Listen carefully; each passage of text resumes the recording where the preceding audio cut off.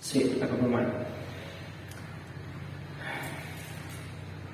Vamos a leer en Mateo 26, 36 hasta el 39. Leemos en el nombre del Padre, del Hijo y del Espíritu Santo. Y mientras comían, tomó Jesús el pan y bendijo. Mateo.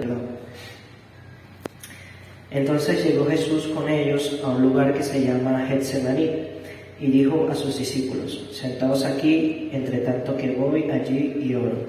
Y tomando a Pedro y a los hijos de Zebedeo, comenzó a entristecerse y a angustiarse en gran manera. Entonces Jesús les dijo: mi alma está muy triste hasta la muerte, quedaos aquí y velad conmigo. Yendo un poco adelante, se postró sobre su rostro, orando y diciendo: Padre mío, si es posible, pase de mí esta copa, pero no sea como yo quiera, sino como tú. Amén.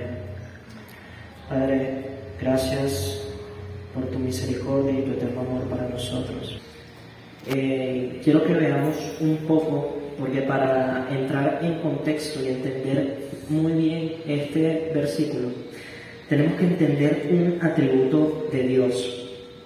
Y este atributo de Dios es su justicia. Y es uno de los atributos más característicos de Dios. Vemos a lo largo de las Escrituras lo marcado que está este atributo en nuestro Padre en cuanto a su pueblo que hizo lo incorrecto delante de Él y Él hizo justicia con ellos. Vemos un pueblo de Israel en el desierto que comete pecado delante de Dios y el juicio fue impuesto sobre ellos viniendo serpientes que los mordían. Y a pesar de todo esto, Dios tuvo misericordia de ellos por medio de la oración de Moisés.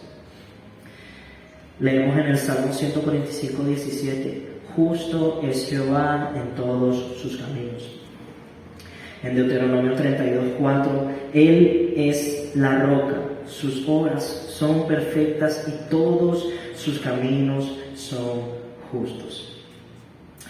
Y a la luz de este maravilloso atributo de Dios, nos encontramos con uno de los más grandes dilemas de toda la historia.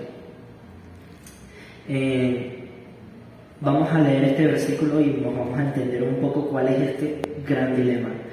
Veremos en Números 14, 18. Jehová, tardo para la ira y grande en misericordia, que perdona la iniquidad y la rebelión.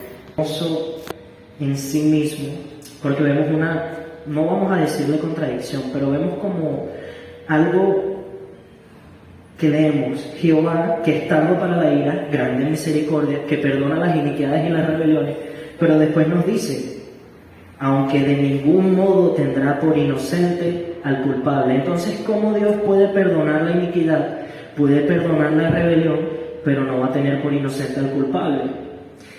Y aquí es uno de los grandes dilemas de toda la historia del mundo: ¿cómo Dios puede ser justo? ¿Cómo puede Dios ser verdaderamente justo y justificar al impío?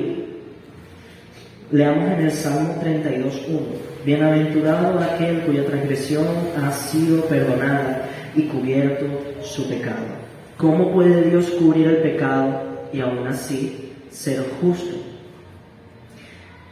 Vemos esta hermosa realidad de que verdaderamente para que Dios haga justicia tendría que juzgar a la humanidad por el pecado que ella ha cometido. Todos pecamos por cuanto estamos destituidos de la gloria de Dios. Y dice la palabra en Proverbios 17:15: el que justifica al impío y el que condena al justo, ambos son igualmente abominación a Jehová. ¿Cómo, si el que justifica al impío es abominación a Jehová, cómo Dios justifica al impío? Y aquí, cada vez que lo leo y cada vez que lo pienso, sigo viendo la hermosura de este mensaje, de este maravilloso misterio que Dios nos dejó en su Escritura. Y este misterio está dividido por así en dos partes. que es el dilema, el cual acabamos de ver, cómo Dios puede ser justo y justificar al impío, y la revelación del dilema, que la veremos viendo un poco